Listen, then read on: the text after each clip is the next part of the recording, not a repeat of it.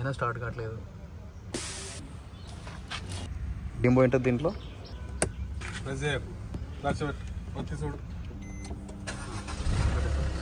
old one and this is the new one. Hey guys, what's up? This is Rukmanan. Welcome back to the channel everyone. Hope you guys are doing well and enjoying with my stuff. So by the way, this is the Suzuki Ciaz 2016 model and GTI Plus variant. ఇది ప్రతి కార్లో కొన్ని variants ఉంటాయి. For example మనం సుజుకిలో తీసుకుంటే LDI plus VDI plus ZDI plus అని చెప్పేసి అట్లా కొన్ని ఉంటాయి. మన వెహికల్ వచ్చేసి ZDI ప్లస్. సో ZDIకి ZDI ప్లస్కి, VDIకి VDI ప్లస్కి, LDIకి LDI ప్లస్కి వేరియంట్కి కార్లో కొన్ని ఫీచర్స్ అనేవి మారిపోతూ ఉంటాయి. అలాగే ZDIకి ZDI ప్లస్కి ఉన్న తేడా ఏంటంటే, ఇప్పుడు మార్కెట్లో ఉన్న వేరియంట్స్ గురించి నాకు తెలియదు, కానీ నేను కారు కొన్నప్పుడు సుజుకిలో ZDIకి ZDI ప్లస్కి ఉన్న డిఫరెన్సెస్ అయితే రెండు. ఒకటి వచ్చేసి పుష్ స్టార్ట్ బటను అండ్ ఇంకొకటి వచ్చేసి రేర్ ఐస్ ఈవెంట్ వెనకుంటుంది. ఏ కార్ తీసుకున్నా పక్క టాప్ ఎండ్లో తీసుకోవాలి అని చెప్పేసి నేను ఈ ZDI ప్లస్ తీసుకున్నా.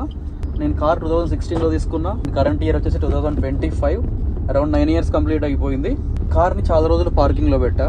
కార్ని స్టార్ట్ చేయాలంటే క్లచ్ని హోల్డ్ చేసి పుష్ బటన్ని ప్రెస్ చేయాలి. పుష్ బటన్ని నార్మల్గా ప్రెస్ చేస్తే స్టార్ట్ అవ్వట్లేదు. ఆ పుష్ బటన్ మీద చాలా ఫోర్స్ యూజ్ చేస్తేనే బండి స్టార్ట్ అవుతుంది. తేడా కొట్టింది ఎక్కడో. ఇఫ్ ఇన్ కేస్ ఇది మనకు హైదరాబాద్లో అవుతే ఏం కాదు, కానీ ఎటన్నా బయటకు వెళ్ళినప్పుడు అయితే పెద్ద ఇబ్బంది అవుతుంది అని చెప్పేసి కార్ని గ్యారేజ్కి తీసుకెళ్ళా. తెలిసిన వాళ్ళది ప్రవీణ్ అన్నది. సో అన్న ఏం చెప్పాడంటే, ఆ పుష్ స్టార్ట్ బటన్ ఉంటుంది అంటే దాన్ని స్విచ్ అసెంబ్లీ అంటారు. సో అసెంబ్లీ పోయి ఉంటుంది, పోయి తీసుకొని రాపో అంటే వెళ్ళి తీసుకొని వచ్చాను. సో రైట్ నా హియర్ వేర్ ఎంత మహేష్ ఏజెన్సీస్ బైరమల్ కూడా Maruti Suzuki genuine parts and finally got the spare. ఆ స్పేర్తో పాటు ఒక 2 క్లాత్లో తీసుకున్నాం, మైక్రో ఫైబర్ క్లాత్స్. ఇదే మెయిన్ స్పేర్. స్విచ్ వచ్చి ఇంజన్ స్టార్ట్ 1875 రూపీస్ ఉంది దీని మీద. సో స్పేర్ తీసుకొని గ్యారేజ్కి వెళ్తున్నాం. This is our beautiful Ciaz 2016 model.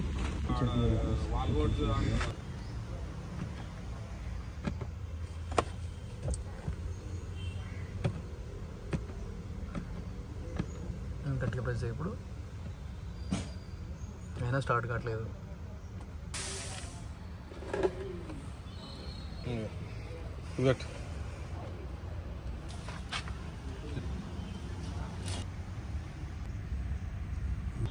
దీనికి ఏం తేడా ఉంటుందన్న? అసలు ఏం పోయింటుంది దీంట్లో? ఇవి పోయింటాయి అంటావా ఏమన్నా?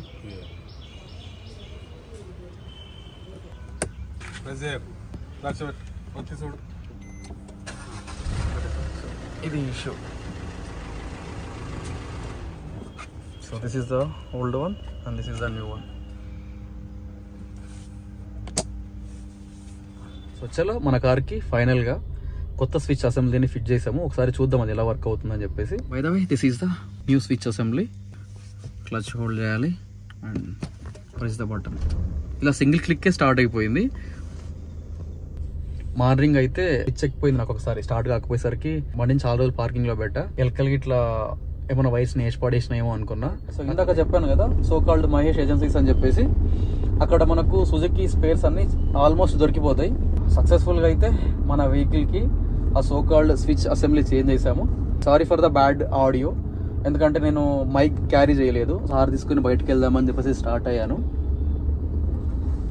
అక్కడికి వెళ్ళిన తర్వాతకి ఈ స్విచ్ అసెంబ్లీ యొక్క ఇష్యూ అనేది రైజ్ అయింది. అందుకని చెప్పేసి మైక్ అలాంటిది ఏం క్యారీ చేయలేదు. బండిని డైరెక్ట్గా మెకానిక్ గ్యారేజ్కి తీసుకెళ్ళా.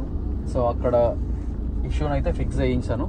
సో ఇంత చిన్న ఇష్యూ మీద మనం షోరూమ్కి వెళ్ళినాం అనుకోండి, షోరూమ్ వాళ్ళు అది పోయింది ఇది పోయింది అని చెప్పేసి చెక్కి పారేస్తారు. షోరూమ్లో మనం వెహికల్ ఇవ్వగానే వాళ్ళు వెహికల్ని తీసుకొని లోపలికి తీసుకెళ్ళిపోతారు. సర్వీస్ ఫ్లోర్ మీదకి కస్టమర్కి యాక్సెస్ ఇవ్వరు. సో మన దగ్గర అదొకటే కాకుండా ఇంకా వేరే కూడా ఏం ఛాన్సెస్ ఉంటుంది.